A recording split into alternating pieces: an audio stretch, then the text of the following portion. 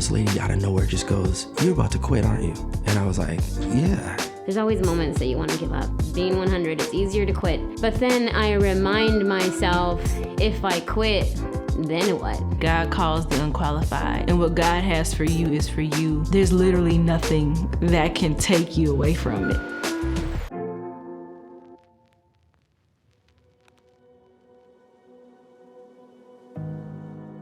Hi, I'm Reesha Archibald, and I am a creative executive. I'm a producer, singer, actor, and child of God, first and foremost. So I'm from Denver, Colorado originally, and my family moved back to St. Louis, Missouri. My parents are from St. Louis originally, and we actually moved there because of my mother's health. She has a disease called sarcoidosis, which is very similar to lupus.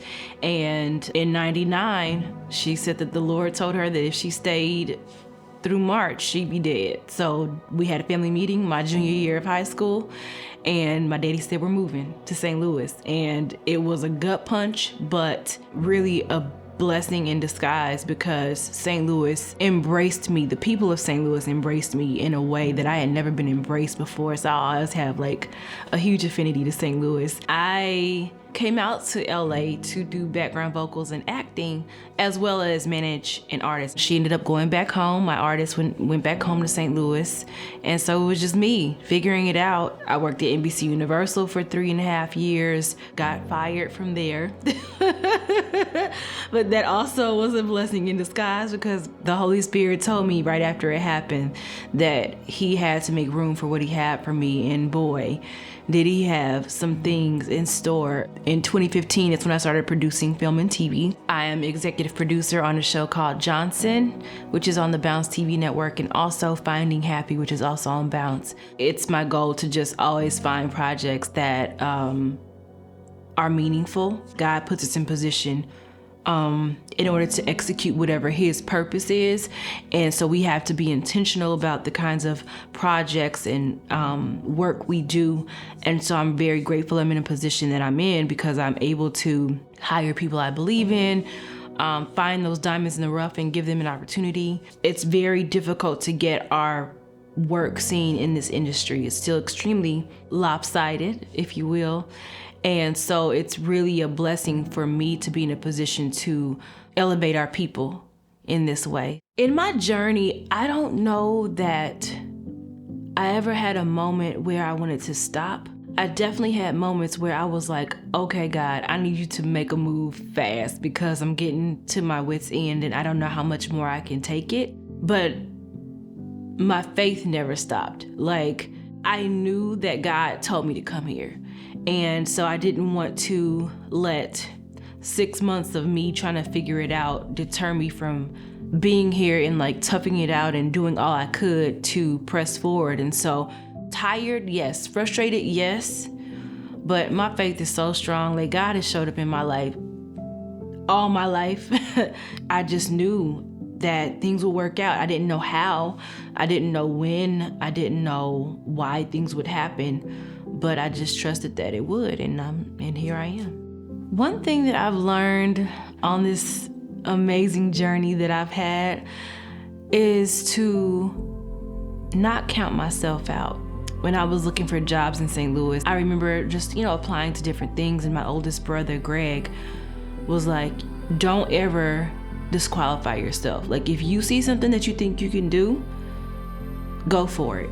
He was like, you don't disqualify yourself, you let them tell you you're not qualified. But it resonated with me so strongly, because I think a lot of times we see things that feel far-reaching or impossible, or we feel like we can do it, but we're not so sure because we don't have all the qualifications. But one thing I know for sure is that God calls the unqualified, and what God has for you is for you. There's literally nothing that can take you away from it. That's one of the biggest things I learned in this journey, is to, if I feel like I can do it, go for it.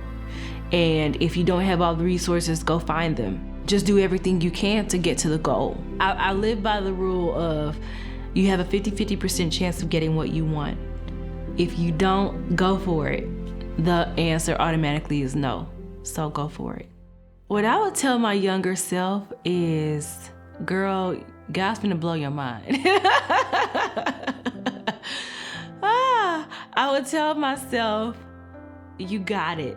Don't second guess anything. Like, you have everything you need within you, and use it. Even though you might feel insecure sometimes, or like you don't have all the answers sometimes, or just unsure sometimes, that's okay. That's a part of life. Just keep going. Keep going, and keep trusting God the whole way, because He got you. If my younger self could talk to me right now,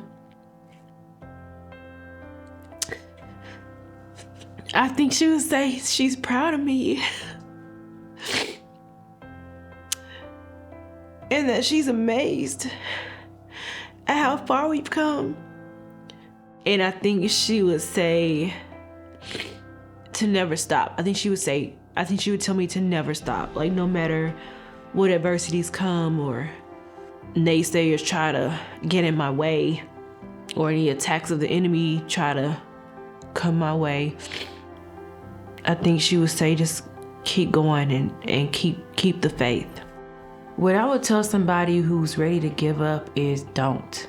I feel like a lot of times when we're right at the brink of a breakthrough, that's when the enemy gets the busiest. And when the enemy knows that you're close to getting to where you're supposed to be, there'll be all kind of attacks on you, on your family, on just whatever it is that's going on.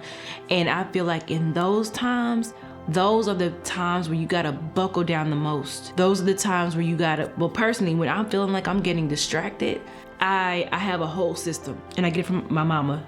Because again, she's dealt with illnesses before, but I've watched her persevere and fight through all these things my whole life. And so it really encouraged me to take on the same type of attitude. So what I do, and what I encourage you all to do, is get rid of all negative people in your life. It doesn't matter who it is. You cannot have any kind of negativity like over you when you're going through a period where you are feeling like you're ready to give up on what you believe your purpose is. If you're a believer, like, get into your word heavy. Look at sermons online, read your word every day, do a devotional, anything that's gonna like really build up your spirit, man, in that way. When I'm going through, a lot of times I don't listen to any secular music. Like, I'm listening to like classical music, jazz, gospel, anything inspirational that's gonna lift me up. And then I watch a lot of comedy shows, anything that's gonna make me laugh. And then I also fast, and I get rid of things that I know I shouldn't be doing or partaking in, certain foods, certain activities, whatever it is. And I guarantee you, like, whatever funk you're in, you'll get that strength that you need. I promise you're right there. If you're going through it the most, you are right there. You just gotta keep pushing. The first thing I think of when I hear the word determined is being unwavering. The first thing I think of when I hear the word relentless is being a fighter. I think of Puffy when I hear can't stop, won't stop. First thing I think about when I hear the word unstoppable is God.